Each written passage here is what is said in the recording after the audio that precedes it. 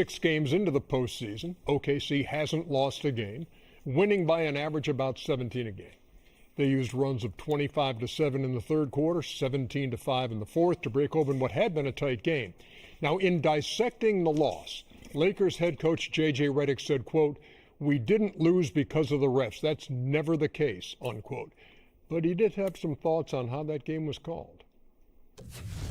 I sarcastically said the other day they were the most disruptive team without fouling. I mean, they have a few guys that foul on every possession, and all the good defenses do. They're hard enough to play. You've got to be able to just call it if they foul, and they do foul. LeBron has the worst whistle of any star player I've ever seen. The smaller guys, because they can be theatric, they typically draw more fouls, and the bigger players that are, built like LeBron, it's hard for them. He gets fouled a lot that doesn't happen. I mean, guy gets hit on the head more than any player I've seen on drives, and it rarely gets called. The emotion's part of basketball, and I think some of the reason they're officiated the way they are is because they don't show emotion, and that's a credit to them. I mean, they've really taken the emotion out of the game. They're super tight-knit. They don't complain to the officials, and they, maybe they're the beneficiaries of that. I don't know. And joining us now is the NBA Senior VP of Referee Training and Development, Monty McCutcheon. Monty, thanks a lot for taking some time with us tonight. We appreciate you. It's good to be here, Ernie. Hey, look, for as long as there's been basketball, there has been talk about officiating from fans, from players, from coaches, you name it. So we're used to that. But when you hear like Austin Reeves say of John Goble, he's disrespecting me, or you hear Chris Finch say of Tony Brothers, he's unprofessional, how does that rest with you? Well, most certainly we want professionalism. We want our group to provide professionalism. This is the best time of the year, and there's a lot of passion, a lot of emotion, a lot of commitment to all the way back into September and October when training camp started, and this is the culmination of that. So we expect some conflict, of course.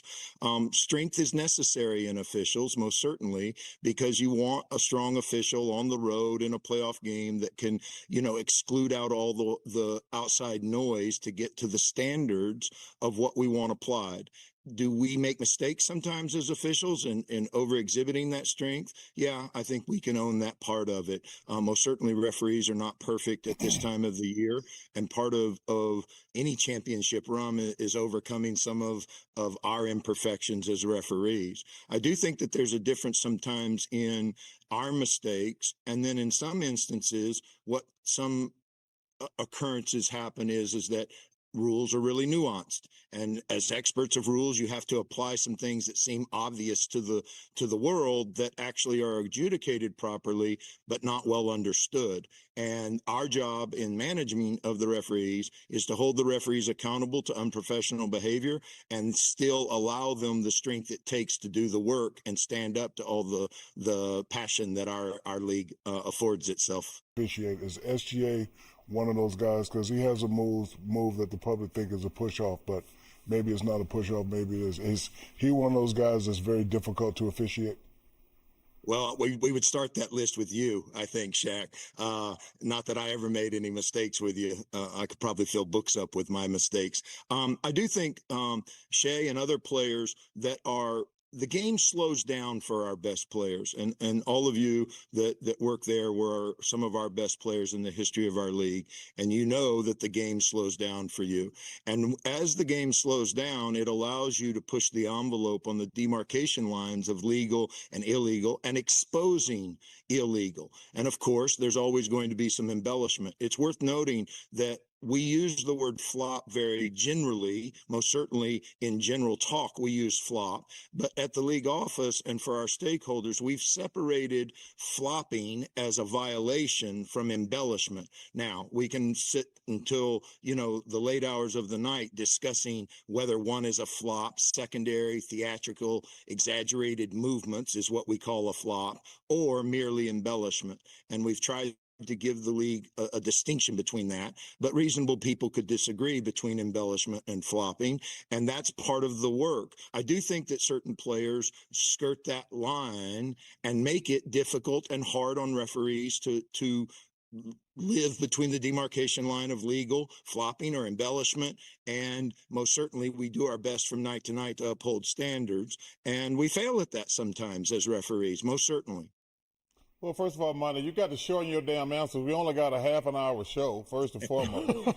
I don't get much chance to spread the word, Chuck. I got to maximize it. So I think that you guys do a great job. Obviously, you said it, you're going to miss some calls because obviously in real time it's very difficult. How much, and to a certain degree, well, it's really unfair to the referees, we and the people at home get to look at the replay in slow motion 5 times, and then they missed a call. I think that's fundamentally unfair, to be honest with you. How much does that factor into y'all opinion of some of the calls and some of the stuff going on in these games now? I think one of the things that's really important to us, Chuck, is to make sure that we're following the training that we apply. And some plays are really, really difficult. Also, we make fundamental mistakes in what we know works. And if we fail at the training, we get very, strong with our officiating staff about how to get better because we know these things work. I do think it's important. Coach K has this great line where 2 is better than 1 when 2 act as 1. I've appropriated that for our staff as 3 is better than 1 when they act as 1. And so we break the game down into, primary and secondary areas of coverage. And when we do a good job of handing those coverages off, we're better because we see more of less of the game.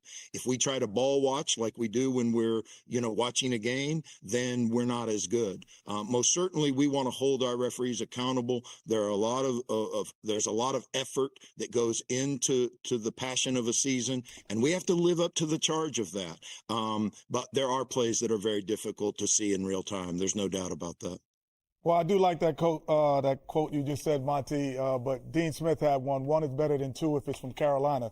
I would say this, the most interesting thing I saw was at the end of the game when Austin Reeves had an opportunity to talk for an extended period of time. Typically, you always see the referees, they bolt to the end of the dressing room. They don't give players at the end of the game. Was that like a little bit unprecedented to have that much time to talk to a referee after the game? We teach our officials, Kenny, to go to center court so that we're, not leaving the same bombs at the same time where emotions can run high. Most certainly, we want interactions to be professional there. I do think that had a look to it, obviously, but there wasn't a ton of profanity or anything like that. It had a look of, it was out of the ordinary. There's no doubt about that. But Austin was in control. John did a good job of letting him hear his piece. There were a couple of plays in that game that lived on the nuance of our rule. There was a continuation play that everyone was quite upset about, but that we actually got right. Shots that are taken inside the lower defensive box, it's at the gather that continuation takes place. If the shot is going to be outside the lower defensive box, then it's the upward shooting motion. And on that play, we got it right, but it didn't have the feel of getting it right because upward shooting motion didn't start until after the bump, even though the gather had taken place. And so there's the bump, there's upward shooting motion, as you see. And so I can understand in the passion of the moment that kind of disagreement from a team. That's a nuanced part of our rule. And so if there is meaningful conversation afterwards and it's not out of control, which that one was not, we want to make sure that on our end, we're not defensive, that we're willing to listen, and then we go on and let people, work through the disappointment of whatever took place during the game. Because the narrative is, look, games are called differently in the postseason than they are in the regular season. Are they? I think most certainly the games are played differently. Obviously the expertise you have there on the show knows that the 82 game schedule is a really long schedule. And I don't know that any of us would survive playoff basketball over 82 games, And so I do think that there's an intensity increase. We don't change our standards. Do I think that there's more intensity? Do I think that there's more banging where no one gains an advantage in the post or, yes, I think that there's no doubt that the game feels and presents differently. We don't make an adjustment to say, oh, it's playoff basketball. Now don't call this. Now don't call this. We're trying to to find the balance between what good competitive play looks like when players are not placed at unfair disadvantages through the actions of an opponent. And I think that from one standpoint, you can see that we blow our whistle more. I think we average somewhere around 39 fouls in the regular season. We're at 44 right now. So we do put more air in the whistle at this time of the year. Now, whether that's enough based on all the competition and passion, that's open to debate, as y'all do so well. Monty McCutcheon, thank you so much. Really appreciate the time today. Monty, you ever heard of Cliff Notes? No, it was informative. Monty, Stay informative, Monty. Monty, you do your thing, man. You do your thing. He's one to be talking about long answers. We call him the Rambling Wreck. Georgia Tech. It's nice to see everyone, man. All right. Y'all have a good night. Great to see you, too. That was Monty a great McCutcheon answer. joining us. Yeah. When we come back, you'll hear from OKC's A.J. Mitchell, but Chuck preaching, shorten the words. Stop it, Dylan. Well, it's inside the NBA presented by McDonald's. Put the siren on.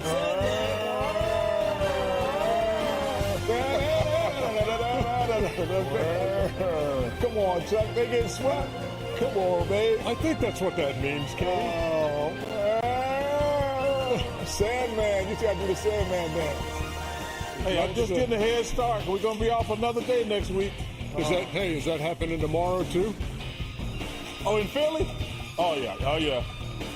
The Knicks are going to wrap it up for my boys tomorrow. And listen, I'm so sick. Al Palagonia, Spike Lee, Timothy Chalamet, Ben Stiller, Tracy Morgan, all them hoodlums coming down to Philly making all that damn racket. Come on, Joel, rise up. Rise up. Come on, rise up, Philly. We can't get swept. Oh, my God. But that's all tomorrow. As for tonight, 131 to 108, as the Thunder take a 3-0 lead over the Lakers, who, like Game 2, actually had the lead at the half of this game. Hey, bye-bye. I think the only way the Lakers can win a game is they put these games in like the second and third quarter. Nope, not with Mason OKC. Wallace Others playing for like that. 3. Others only play well at home, huh, Kenny? Nah, these That's ain't what others. That's the OKC. I difference. told y'all, we might be watching the beginning of a dynasty, guys. The difference. You Yeah. saw Rui Hachimura. He's been the most consistent guy on that Oh, team. Leo So- DiCaprio. Leonardo, what up?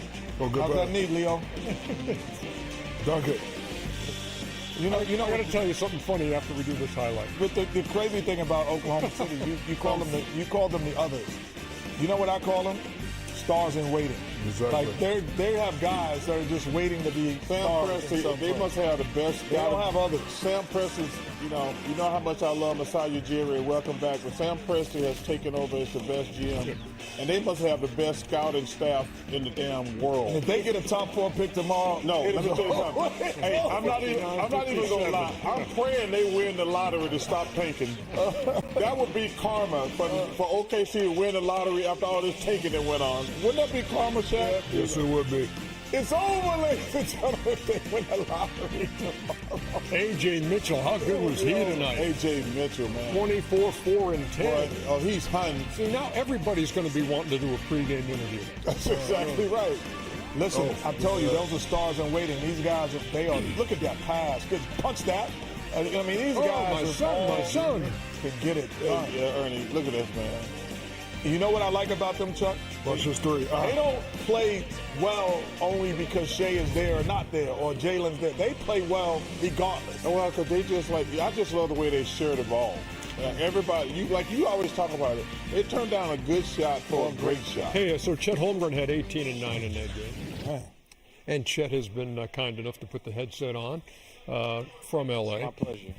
Chet, thank you so much. Look, I don't even know where to start on this. It's just you guys are scary good and just seem to effortlessly find another gear when you need it. Where does that come from? The last few games, it's been halftime. You don't want to have to come into halftime and, really turn it up. But, the coaches have done a great job putting the right stuff in front of us, and then we go out and execute it, play with the right intensity, and good things happen. Chet, a whole lot of talk about the Lakers not getting a whistle. Were you guys worried that the game was going to be called different? And did you have a team meeting and, say anything special to the guys?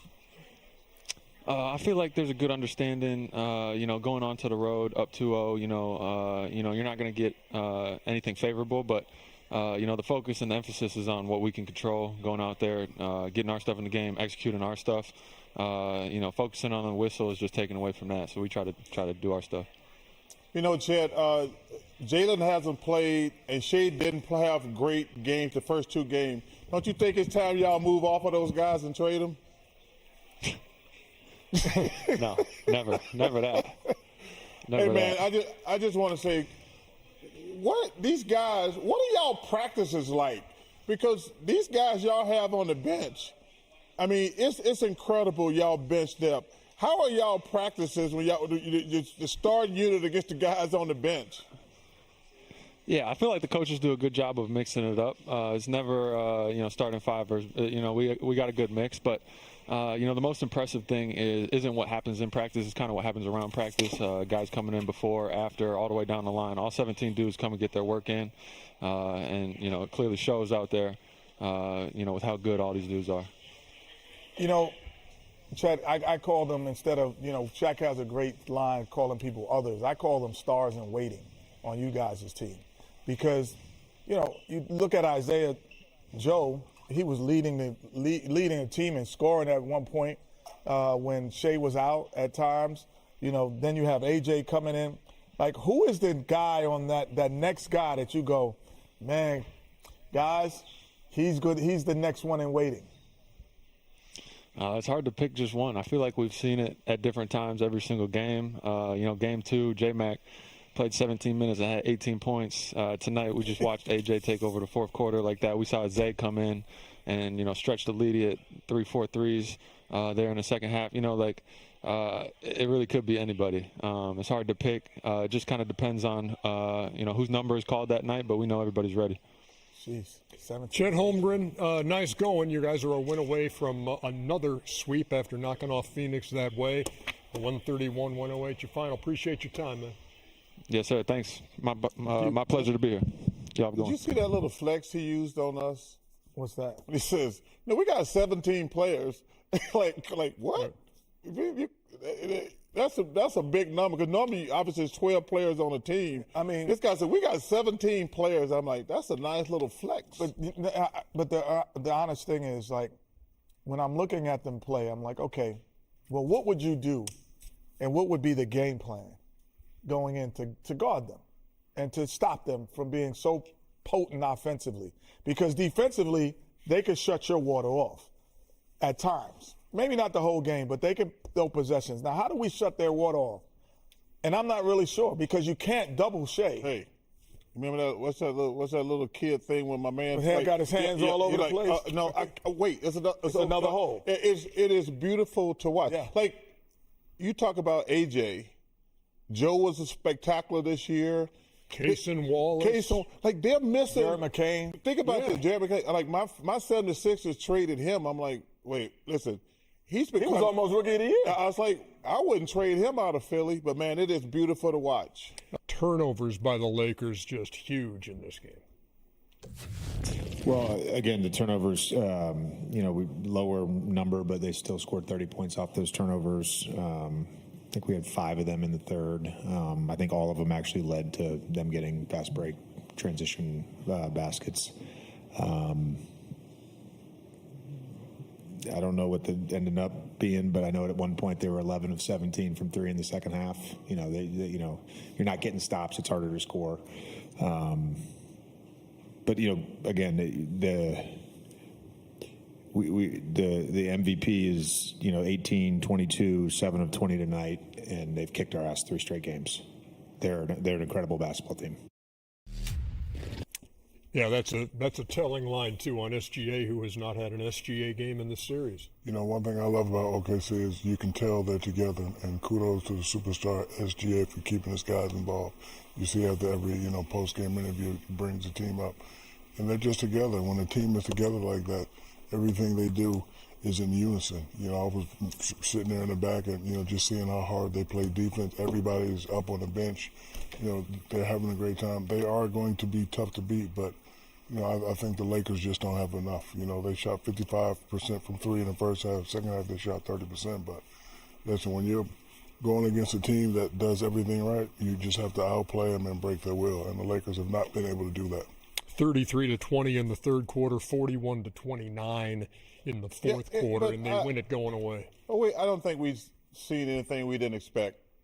We said, hey, maybe the Lakers could win a game, but this team here, man, they've been, even though they didn't win the championship that first year, they've had the best record 3 years in a row.